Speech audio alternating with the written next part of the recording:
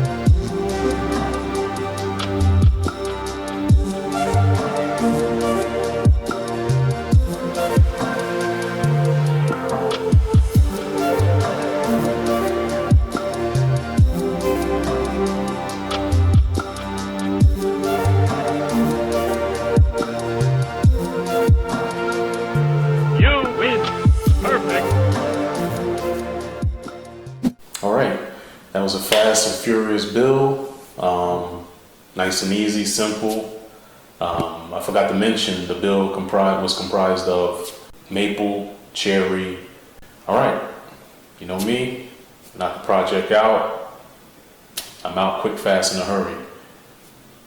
That's it. Stay tuned to the next video. I'm out. I marvel how we avenge it, split it with the opinions, divided by our positions, suspicious of our condition, even though people killing it, lying to get commission, cause you can live with somebody and never know their intention. These politicians be selling my people.